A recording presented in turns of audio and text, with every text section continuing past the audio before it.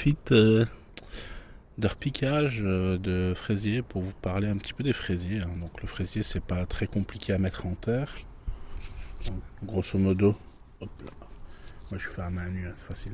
Donc, grosso modo, ici la terre est bien humide. Donc un trou, on met le fraisier, on rebouche, on soulève le fraisier en plaquant les racines dans le fond, comme ça les racines vont bien profond. Puis après on remonte progressivement, on rebouche, on tasse un petit peu.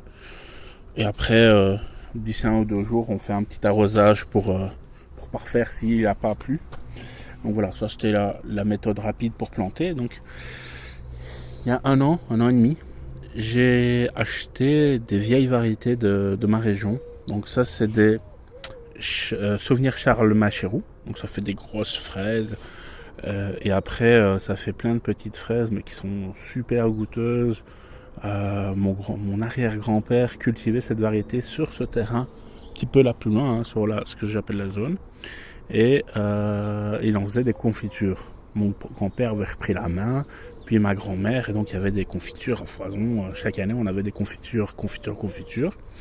Et donc ici, quand j'ai vu qu'il y avait quelqu'un qui vendait ces variétés-là, j'en ai profité. Donc là, ici, c'est les Souvenirs Charles de Machéroux. Et de l'autre côté, dans le jardin, j'ai des merveilles de Votem. Donc c'est la commune juste à côté. Et en fait, pour la petite anecdote, il y avait la Noire de Millemort. Et en fait, la Noire de Millemort, c'est juste la merveilleuse de Votem qui a été cultivée à Millemort. Et quelqu'un a dit, c'est une Noire qui est à Millemort. Et on va l'appeler la Noire de Millemort. Et donc du coup, c'est pour ça que ça m'a donné envie de reprendre ces vieilles variétés. Donc j'ai acheté 5 pieds. On les voit encore avec les petites tigettes. Là-bas, 1, 2, 3, 4, 5. Et donc ces 5 pieds mères m'ont donné une vingtaine de pieds enfants. Le problème, c'est que je les avais plantés à 1 mètre, 1 mètre et demi de distance de l'autre variété, celle de Votem. Et les stolons sont partis dans tous les sens. Donc moi, ce que je me suis amusé à faire, c'est à partir de 5 pieds mères, j'ai suivi tous les stolons et j'ai déterré tous ceux que j'étais sûr et certain que ce soit la bonne variété. Donc ça, c'est des stolons. Donc grosso modo, vous allez avoir votre pied mère qui va faire une branche, une deuxième, une troisième. Donc ça fait pac, pac, pac, pac. Donc il y a certains pieds, ils avaient quand même 4 stolons qui partaient. Donc les premiers plants, les deuxièmes plants font vraiment des plants vigoureux. Et après, quand on arrive au 3e, 4e plan d'un stolon, on arrive sur les petits. Donc c'est pour ça que j'ai mis les gros là-bas, les moyens, les petits. Ces petits-là, pas sûr qu'ils donnent bien cette année, mais en tout cas l'année prochaine, ils vont bien donner. Et dans 2 ans, ces plants-là, une fois qu'ils ont donné pendant 3 ans, donc cette année, ce sera la 2e année, l'année prochaine, ce sera la 3e, vont moins donner. Donc, ces plants-là vont être remplacés, vont me servir juste à faire, pas la production de fruits, mais la production de plants. Donc, ils iront, pas un mouroir, mais une zone de reproduction fin de vie, quoi. Donc voilà, ça c'est les fraisiers. Qu'est-ce que je peux dire de plus? Donc, on peut les pailler. Donc là, j'ai pas assez de paille, donc on peut les pailler pour éviter que les fruits touchent sol. Donc ça c'est, j'ai sur mon terrain des variétés là-bas au bout, mais je les connais pas du tout. À côté j'avais planté des Ostara et une autre variété. Les Ostara sont bien développés et l'autre variété pas du tout. Et donc pour vous donner une idée, donc ici 5 plants mères, 20 plants enfants, plus ceux que j'ai pas su comptabiliser. Donc ils en ont peut-être fait 35 enfants. Et au niveau des Ostara, c'est ceux que j'avais mis ici. Donc là, on peut les voir.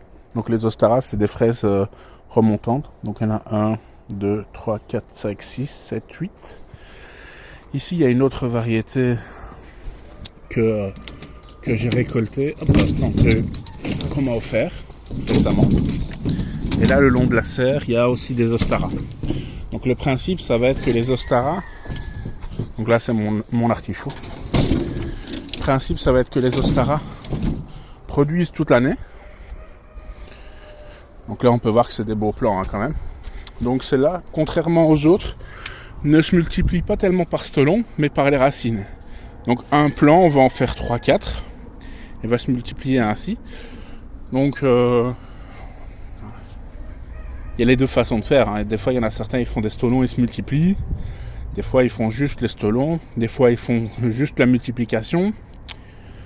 Donc c'est un petit peu... chaque fraisier est différent. Donc là on peut voir que le feuillage résiste bien à la neige, au gel. Et là à l'intérieur on peut voir des plus développés encore. Et ceux-là c'est aussi ceux-ci, mais qui sont dans la serre pour essayer d'avoir une culture plus précoce.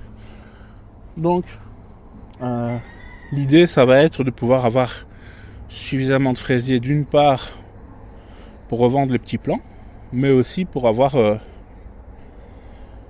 suffisamment de fraises pour faire des conserves, pour faire donc des confitures, quoi, pour faire dans le congélateur, pour faire toute une série de préparations, voire même, vu que j'ai le projet de faire un séchoir solaire, faire des fraises séchées, et qui, lorsqu'elles sont bien stockées, elles permettent de pouvoir un petit peu comme des lyophilisés, quoi. Donc c'est séché.